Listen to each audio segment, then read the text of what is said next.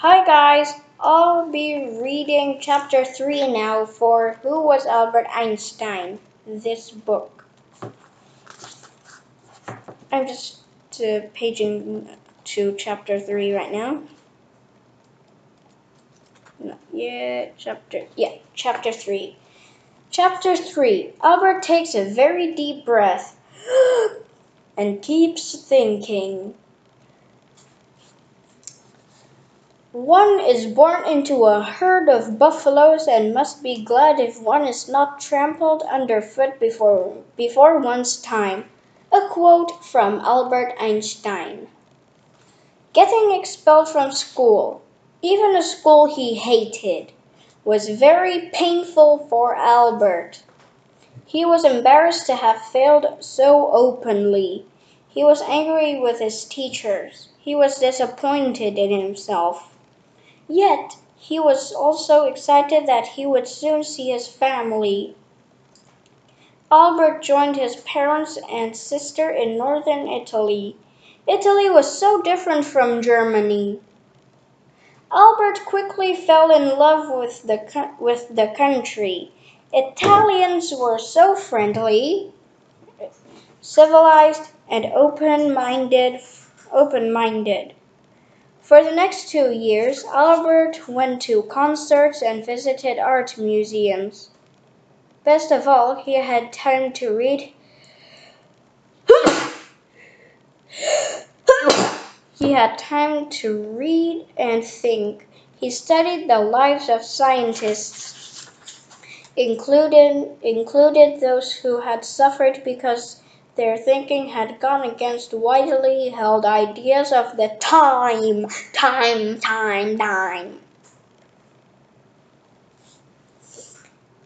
For example, there was Nicolaus Copernicus, 1473 to 1543, the Polish astronomer.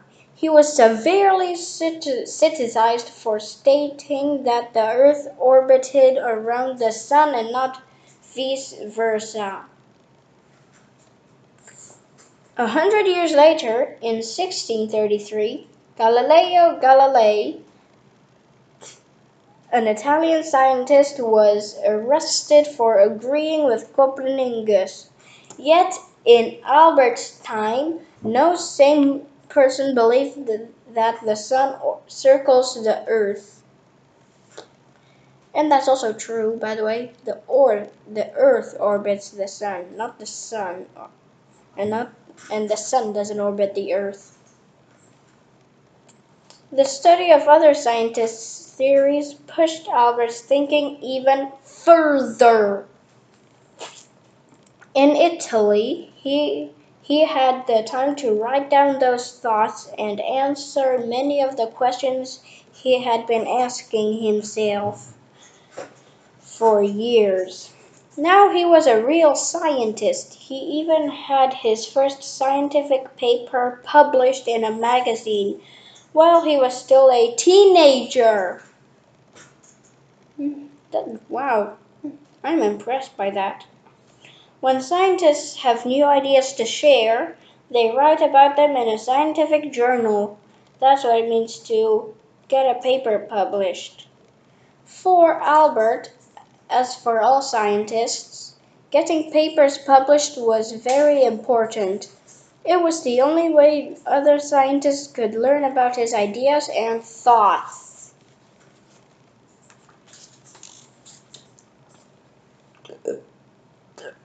Excuse me about that. Albert's first published paper was about electricity and magnetism. That was no surprise. After all, he'd been thinking about both subjects for years. But to everybody's surprise, Albert began his paper by disagreeing with something that all scientists assumed was true. Scientists claimed that the empty part of outer space, the part without planets and moons, was filled with something called ether. Scientists had no idea what ether was made of, or what it looked like, felt like, or smelled like. But they all agreed it was there. Albert disagreed. He claimed that the empty part of space was, well, empty. Albert's first paper did not get a lot of attention. Although Albert was disappointed about that, he should not have been surprised.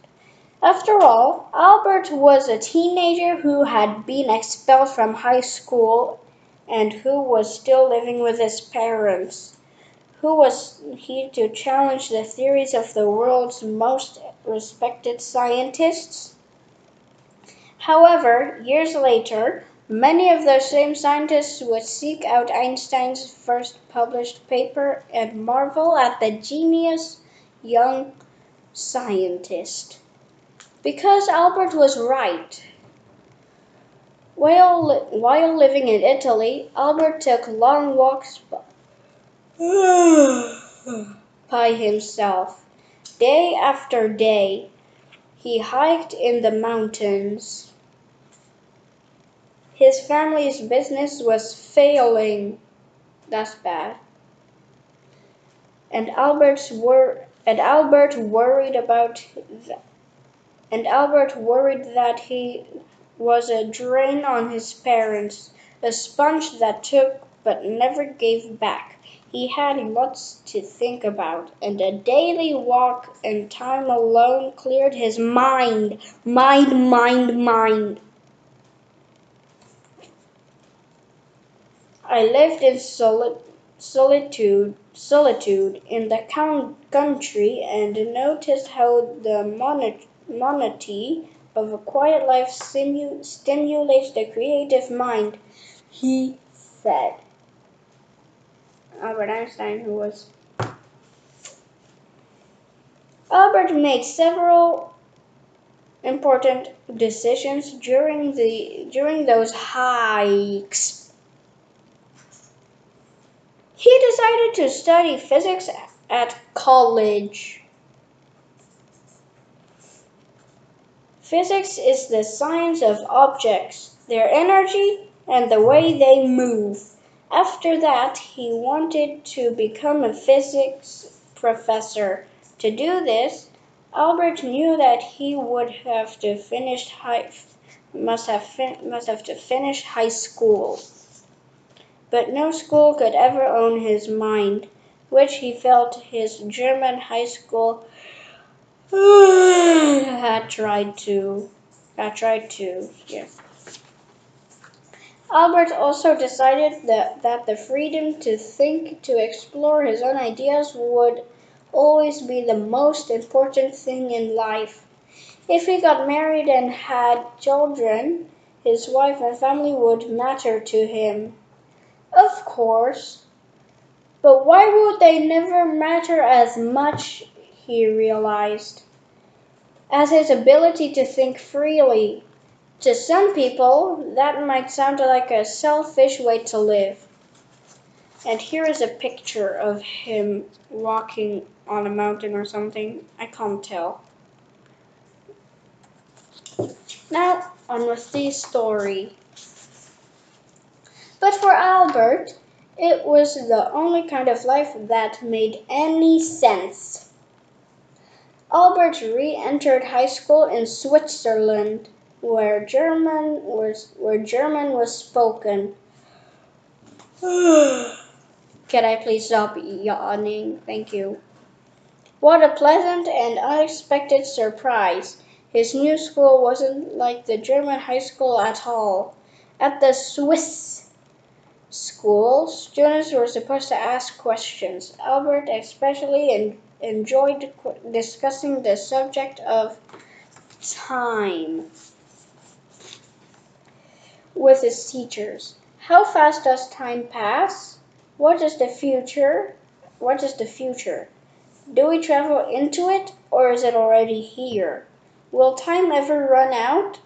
Not only did Albert like his Swiss school, he also liked the Swiss people. They were friendly and fair. Albert decided to become a citizen of Switzerland. After graduating from high school, Albert stayed in Switzerland and began college at, at Swiss Federal Polytechnic in the city of Zurich. Albert had no money. His family had fallen on hard times. An uncle provided Albert with a little money, but it wasn't much. Albert lived in a dark room, ate barely enough, and went without new clothes, just so he could stay in school. Still, there were good things about this time. At college, he was making new friends. The other, the other students lovingly would call Albert the professor because he had so many theories and talked so much about physics. One of the new friends was Milva Marek, the only woman in Albert's class. Talk Albert liked to call her Dolly. She too was a brilliant thinker. They talked endlessly about physics and music. It was not long before Milva and Albert announced their plans to marry. Without the thought of you, he wrote in 1900.